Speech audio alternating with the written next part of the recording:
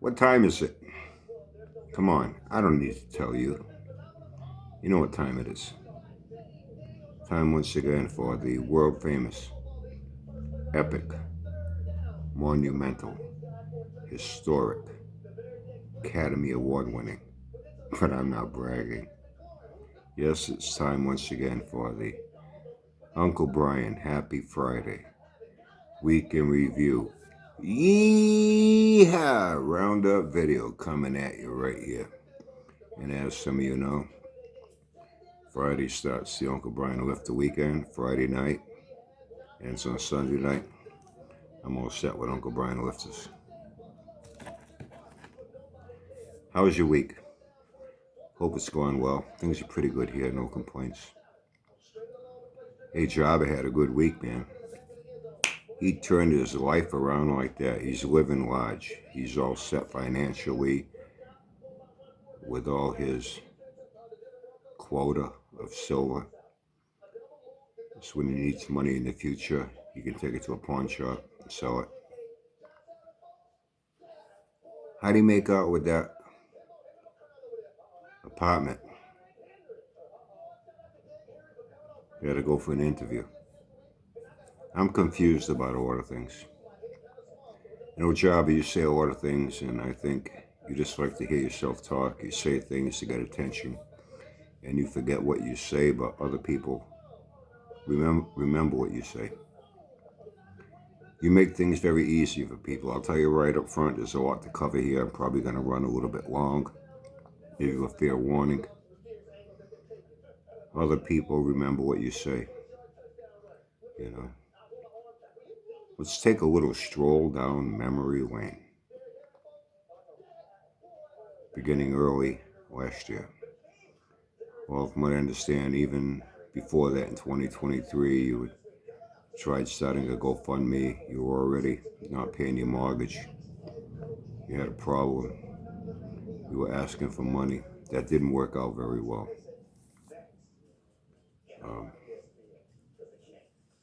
Couldn't go back to work because of your health. Speaking of health, somebody mentioned to me over the course of the week, now you're saying your brother is also disabled. You said your brother has a disability. Didn't say what it was, though. So you and your brother are disabled. Okay, so a lot to cover here, you know.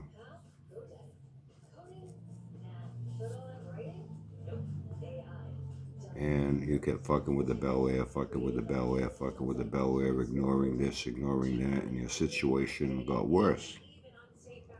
Your home was up in pre-foreclosure for a very long time. That in itself is very damaging to your credit. In many ways, just as damaging as the actual foreclosure. That fucks up your credit bad. In a foreclosure, now that's going to follow you for 7 years, along with a bad credit report. It's going to take a long time to rebuild, to reestablish a history of paying bills, even your utility bills, gas, electric, you know, cell phone if you have any internet. You know, that alone can damage you.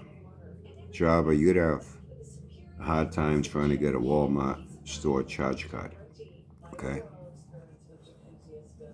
But you said that when you sold your house, you're going to pay off all your creditors, all your debts, and your credit score is going to jump right back up. Well, it doesn't work that way, Java. It takes a long period of time, and you have to establish a good record of on-time, full payments, which you haven't done, okay? You yourself say things, and then you don't like the kickback. You don't like the feedback. You don't like the criticism. Maybe if you kept your mouth shut, none of this would happen. You know, you are your own worst enemy every time you open your fucking mouth, and you need to get attention and or sympathy as well. You know, and your stories continuously change. Sometimes from week to week, day to day, sometimes from hour to hour. Say one thing in the morning, in the afternoon you're back saying something entirely different. Then you get mad when people talk about it.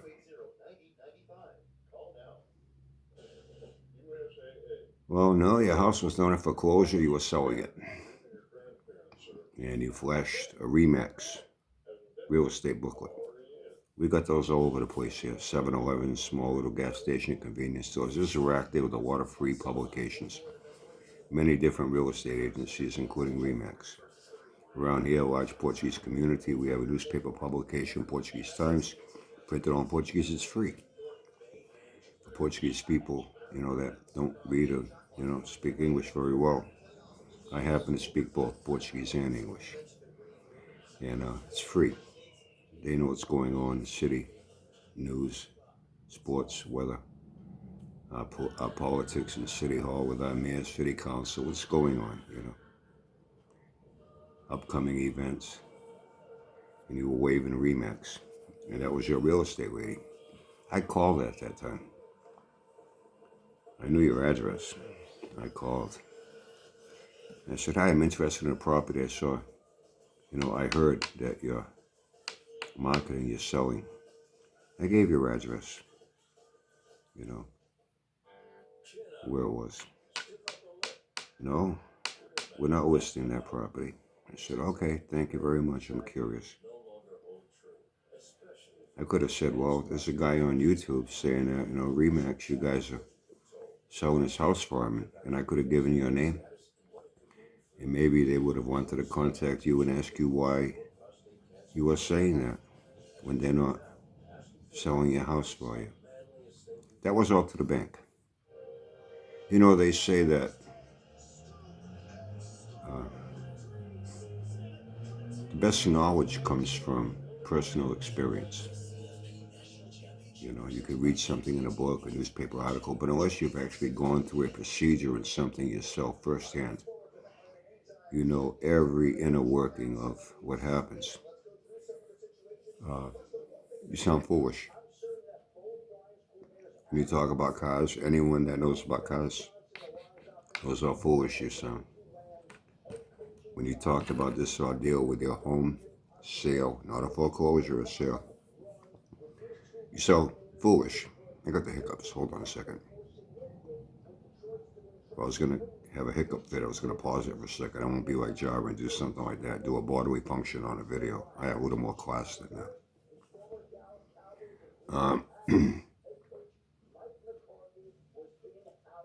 I'm personally involved in the purchase, sale of homes, as I have, and I'm sure many of you have. And I'm sure that when you heard Java tell his tale of this saga of the sale of his house and the people involved and everything that was going on, you knew as well as I do that he was full of shit.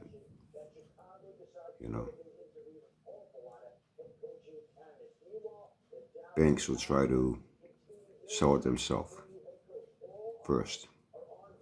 They already know that in some cases, they're looking at assessing the condition of the property. They already know they're going to have a hard sell, trying to make it presentable.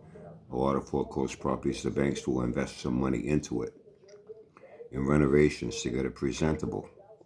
Decent enough so that when somebody goes to look at it, they're not going to go, what the fuck is this dump? And your place was a fucking dump. Inside and outside. Hold on a second, I think Billy's going to talk to me. Okay.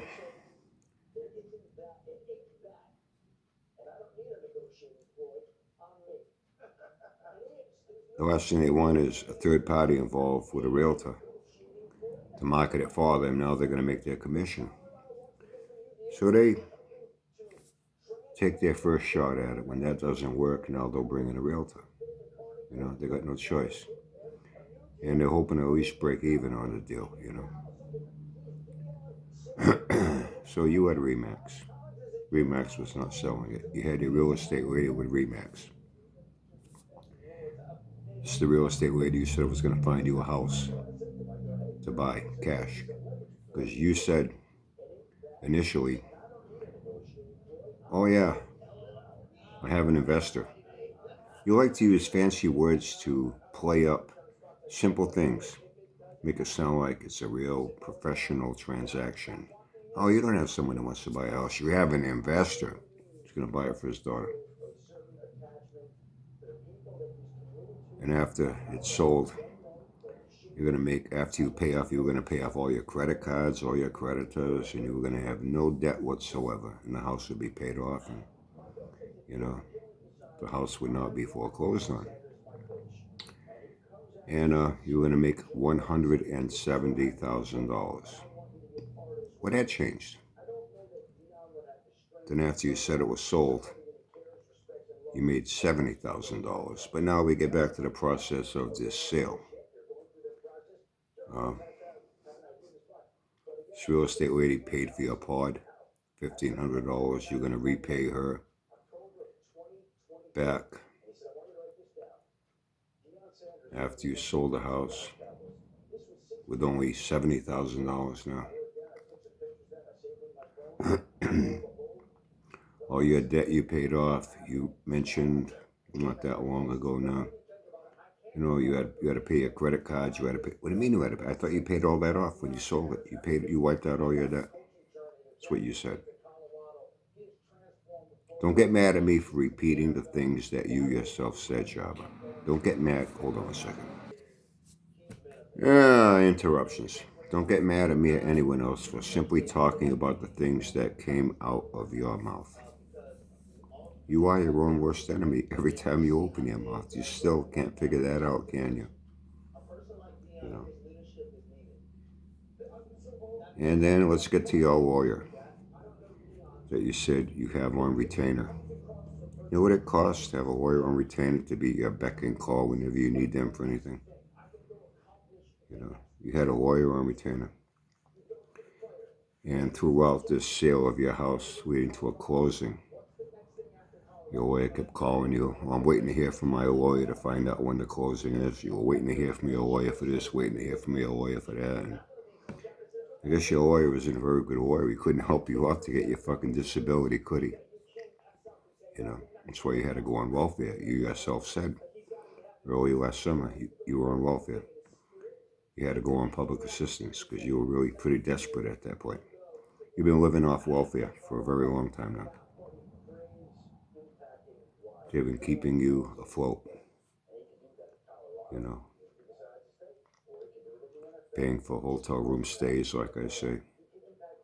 Most likely you got some sort of charity, appeal service, public service, paid for the pod. But they only paid for things for so long, you know, only for so long. And I'll tell you, I'd be willing to bet my life that no way would welfare services give anyone welfare to a person that has $70,000 in cash in the bank. They'd say, whoa, dude, you got enough money to get an apartment here and live off. Why should we give you money? Why should we give you money for food, for living expenses, be paying for hotel rooms for you? Why? You should be able to do it yourself with all that money. The only time you will get all the benefits you've been getting from welfare is when you don't have any money. And you're a lawyer with a closing. You know. People like myself that have personal experience with home sales, purchases, you know the procedure. You're a lawyer, you're a lawyer, you're a lawyer. Oh yeah, there is a lawyer involved in the closing. But it's not your lawyer. It's not the seller's lawyer. It's not the buyer's lawyer. The lawyer has nothing to do with either party. They couldn't give a flying fuck who the seller is, who the buyer is. They're brought in to oversee the procedure for the closing. Because all this needs to be put on public record. The transfer of deed on any property needs to go to the city and state registry because they track the history of a property right back to the time the house was built. They know every person that's owned it. Date of purchase, purchase price, tax rate. The job of the lawyer isn't to work for you, the seller, or the buyer. It's to work for the officials to document the transfer of deed to this property. The lawyer looks into the property, looks into the deed, makes sure there's no liens on the property, make sure there are no second mortgages that are hidden, make sure there's no past due owed property taxes. And all this gets reported to the bank that's issuing the mortgage before they'll clear the mortgage for the buyer. Hold on. She's been a pain in the ass today. But I don't mean that in a bad way.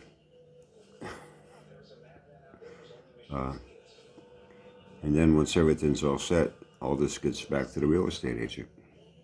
Then the real estate agent's the one that'll contact the seller.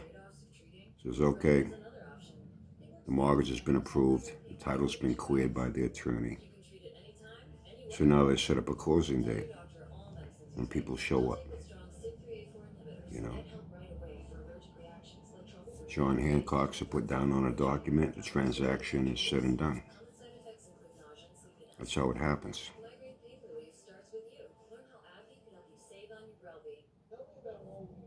Now in a foreclosure, it's a whole different procedure.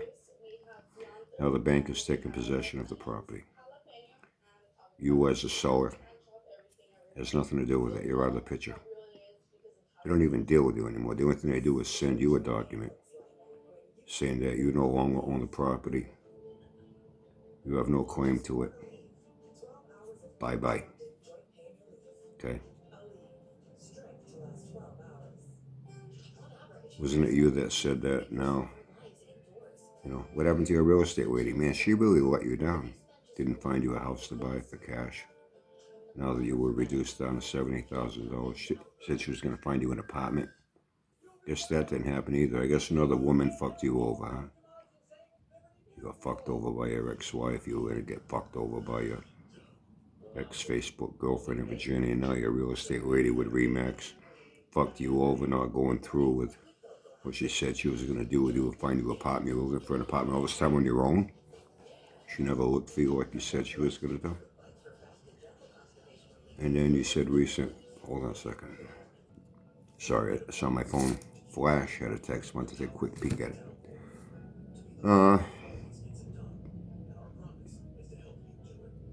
All the things you were going to do, you didn't do. You're going to buy a house cash, that didn't happen. You're going to buy a trailer park home, that didn't happen. You found all kinds of structural faults with it, you know. You know about how to inspect property, you know. I mean, look at the great care you took of your house. You ran it into the fucking ground, turned it into a fucking dump, inside and out. That's why it took so long for the bank to try to sell your fucking house.